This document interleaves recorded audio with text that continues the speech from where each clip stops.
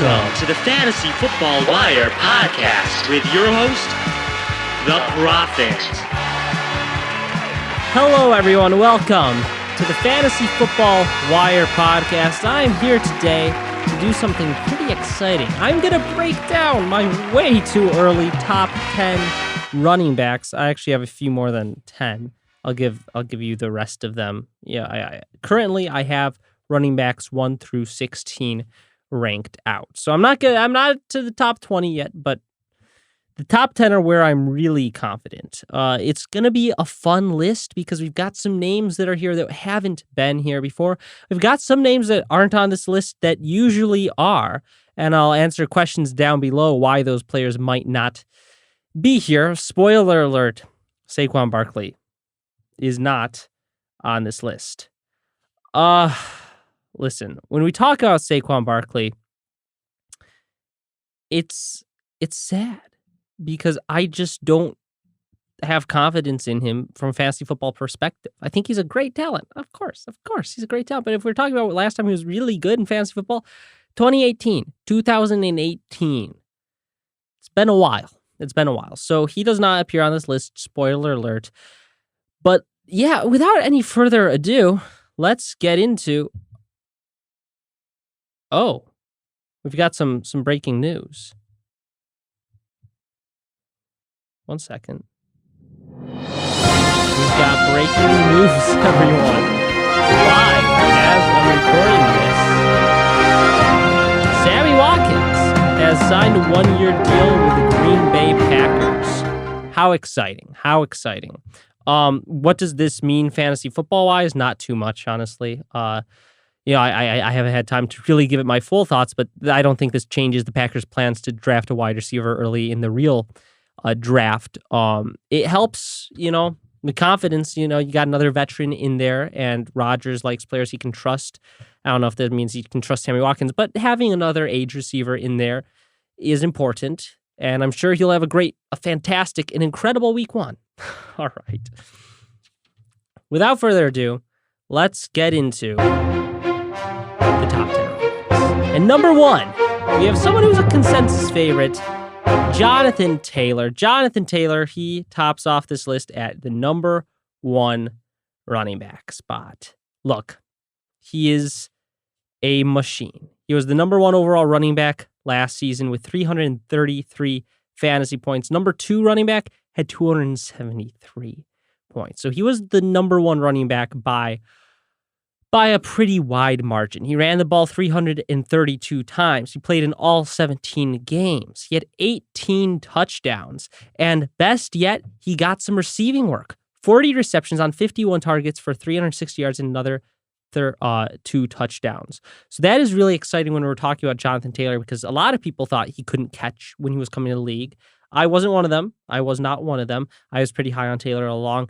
But what's happened in the offense? Well, back half of the season, they figured out if they want to win, they have to rely on Jonathan Taylor. They started feeding him the ball like crazy.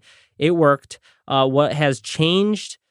Well, Carson Wentz is gone and replaced by Matt Ryan. Look, Matt Ryan, there's no way he's worse. I believe he's an upgrade over Carson Wentz. And even if he's not an upgrade, I find it hard to imagine that he could possibly be worse. But something that I do like about Matt Ryan that I didn't like about Carson Wentz is Carson Wentz has not been known over his career for dumping it off with a running back, taking the check down. No, he moves around, scrambles, does weird shuffle pass interceptions in his end zone. But Matt Ryan is someone throughout his career, he has peppered the running back position with checkdowns and targets. We got Devontae Freeman going back several years, Todd Gurley going back, Cordero Patterson, and now I think that with Jonathan Taylor, he will really rely on that. Marlon Mack completely out of the picture. Not that it really mattered, but yeah, that's number 2. Number 1, on to number 2. Should I do the drop again? I got a soundboard. I don't want to overuse it, but screw it. We'll do the drop. And number 2, we've got someone who has burned fantasy players for 2 straight years. He's burned you big time, but he is still one of the most complete running backs in the NFL, and he sees a crap load of volume. Christian McCaffrey, everyone, is my early season running back 2. I understand if you don't want to draft him. I understand it. I don't really want to draft him. Okay? I get that. I totally understand. But if I'm drawing out my rankings and if there's any chance that he plays anywhere near a full season, I have to rank Christian McCaffrey number 2. He is just too darn good. He hardly played last season, and he was still, I believe, a top 40 running back, I believe. He was ranked right behind Chuba Hubbard. Yeah, who Chuba Hubbard played the full season pretty much. And Christian McCaffrey, in his 5 full games, had 90 points. 90 points. There is not a drop-off yet with Christian McCaffrey. Yes, his availability is concerning. I understand that. But a lot of these guys right behind him, their availability is concerning as well.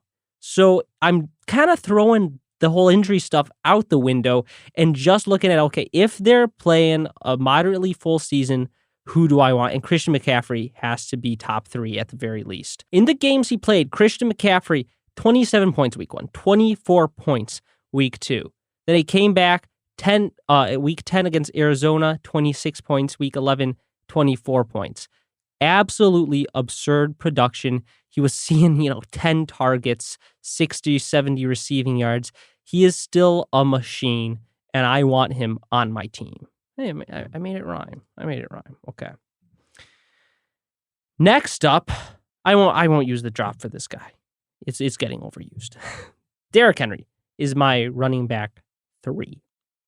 His availability is also concerning. He missed a large chunk of last season, but when he was playing, he was by far the most dominant running back in the NFL. Week 2, 47 points. Week 4, 25 points, 31, 36 points. Those are such absurd numbers. Heck, he missed the majority of the season, and in standard leagues, he was still the RB14. In PPR leagues, RB21. Derrick Henry, time will catch up to him, and we might see him miss a few more games due to injuries, but he has not dropped off in terms of his actual performance on the field. It hasn't happened yet. And I want him on my team the year, it does. The year, I'll take that gamble. I'll take that bet. But I have been on the wrong side of predicting the drop-off too many times, so I'm here to say Derrick Henry, drafting with full confidence as my RB3. Now, the next one, he deserves a drop, because this is his first time appearing on any early ranking list this high. So I will give him the drop. Suspense build up.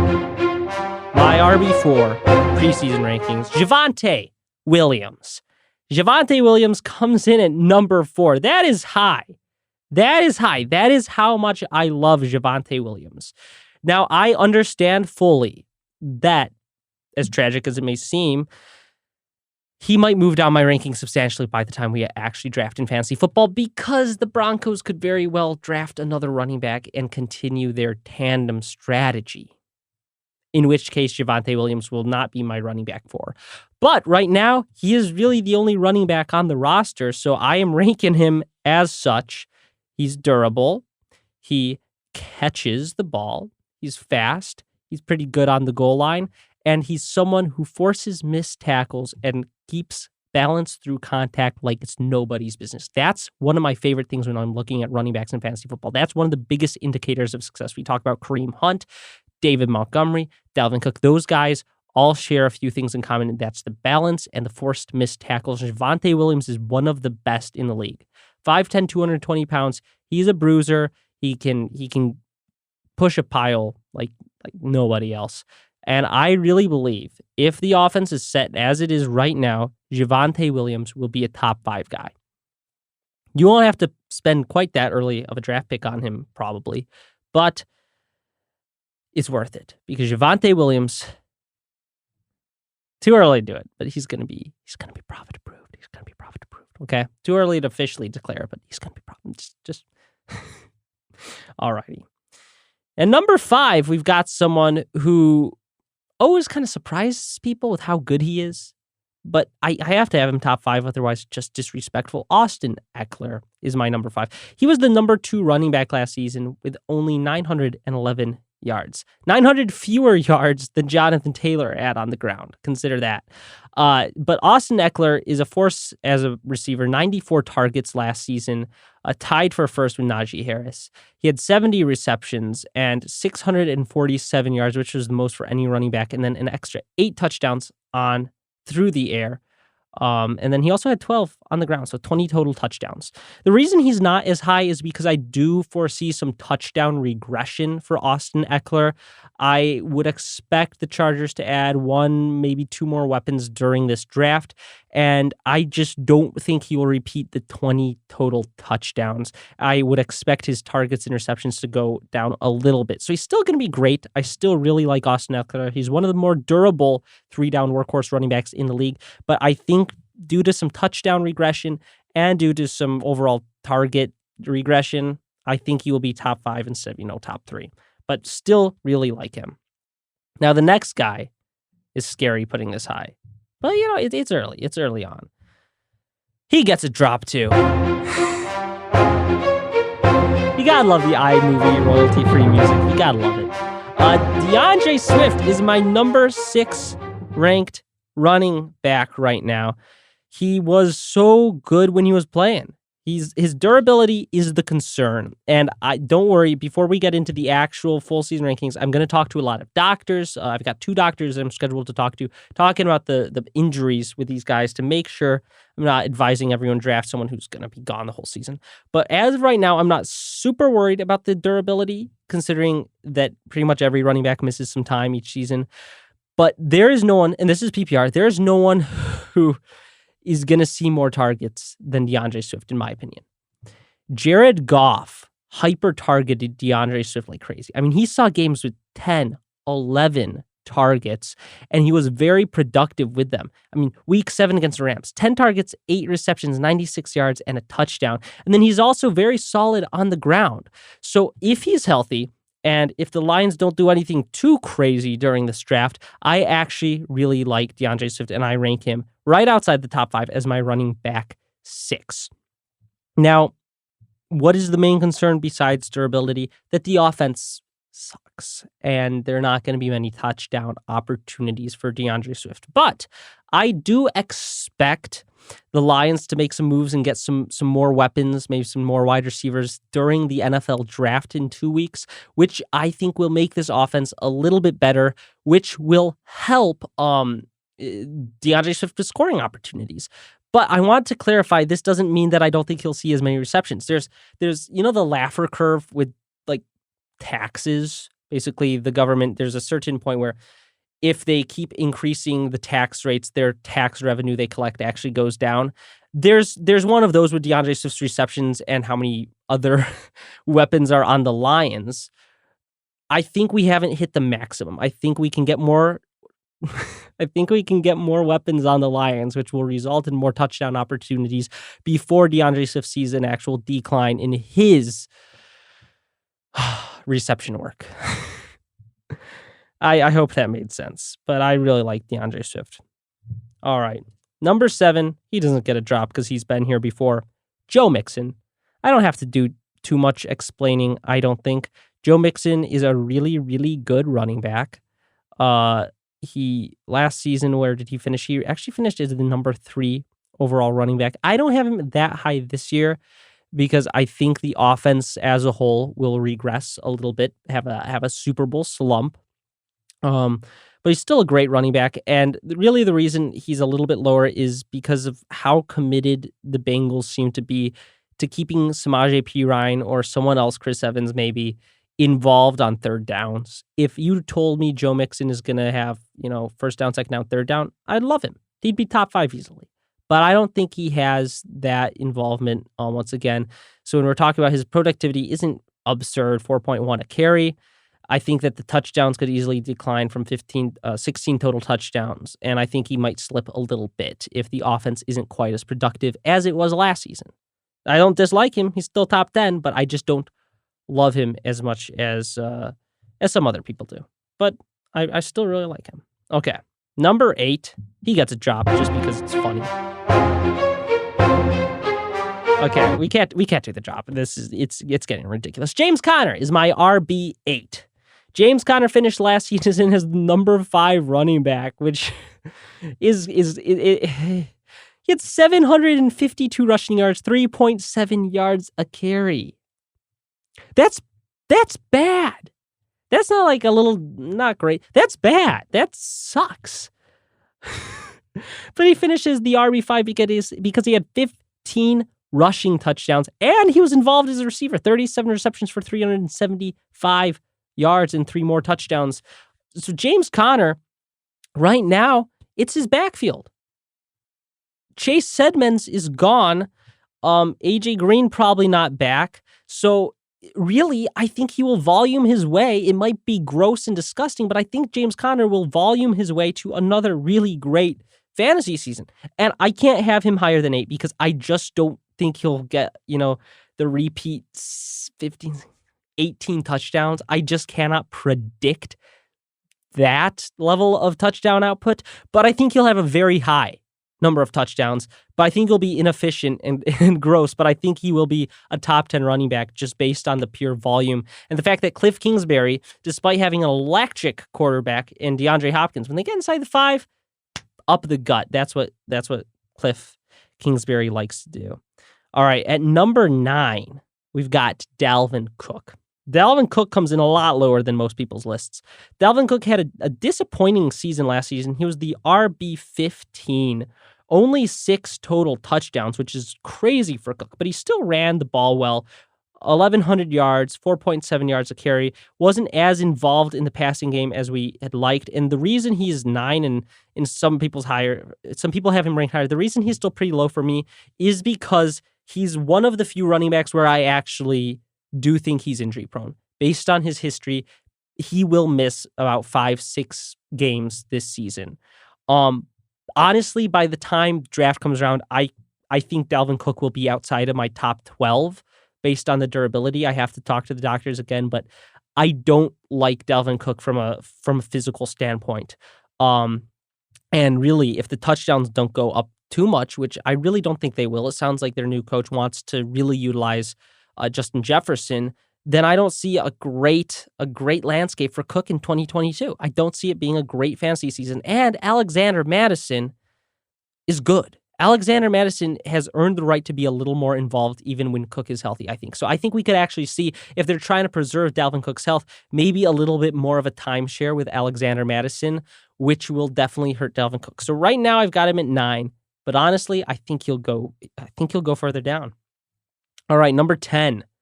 The final one on the list. Number 10 is Najee Harris. What? How is Najee Harris 10 when he was 4th overall last year? Well, because I don't really believe in Mitch Trubisky.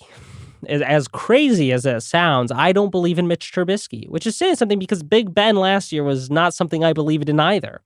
But I've heard the case that Mitch is going to run and open up this offense. I guess I'm pretty agnostic when it comes to Mitch Trubisky. It's not that I have proof that he, can't perform. I just don't really, pretty agnostic on Mitch Trubisky at this point. But I think the offense takes a hit. I don't think the Steelers' offense will be as good as it was last season. He plays in one of the hardest divisions defensively, and his offensive line is. Where's my? I get to use this drop. His offensive line is. No, his offensive line is. No. Nope. Okay. No, it kind of works. Scary. His offensive line sucks. Okay, I'm supposed to have a wah wah sound. I don't know where it went. Okay, Najee Harris's offensive line is very bad, and it's in a lot of people's eyes worse than it was last year. And last year, as talented as Najee Harris was, he was still pretty unproductive, inefficient, under 4 yards a carry. He didn't see that many touchdowns. The success came through his disgusting 74 receptions. That's where Najee Harris thrived. He had 94 targets for 467 yards, which isn't very good. That was not very efficient. I mean, Austin Eckler, the only guy with the same amount of targets, had 647. Hello, this is Calvin from the future. There's about to be a really weird technical glitch. I don't know why it happened, but it only lasts about 15 seconds, so don't worry. All right, continue enjoying the show. So I'm not absurdly confident in Najee Harris's ability to produce efficiently behind this offensive line with Mitch Trubisky under center, and I think the volume will not be as great as it was last year, which is really why he thrived. It was the volume. 307 carries and 74 receptions. I don't see him repeating that volume, therefore I do not see him repeating that top 5 finish. I still like him. Number 10, he'll have good weeks. He's going to be very safe, very consistent, I think. I just don't think the upside is very high at all. All righty. Well, there you go. There's the way too early top 10 running backs. Way, way too early top 10 running backs. I'm going to read you the rest of them, number 11 through 16, but I'm not going to give you any sort of insight as to why they're ranked that way. I'm just going to let you guys know because the next podcast I'm going to be going into that more. So number 11, I've got Aaron Jones, 12, Alvin Kamara, 13, Leonard Fournette, 14, Travis Etienne. I got to figure out the soundboard. Travis Etienne making a miraculous comeback from his injury. So that will be interesting to talk about. And then number 15, Nick Chubb, which will get me a lot of hate. Nick Chubb is my number 15 fantasy running back next year. And then number 16, Miles Sanders. So there's a bit to explain, a bit to unpack with the rest of those, and I can't wait to do it. So without further ado, thank you all so much for listening to this episode of the Fantasy Football Wire podcast. Make sure you subscribe on YouTube and make sure you drop a review wherever you are listening. And without further ado, I will see you all next time.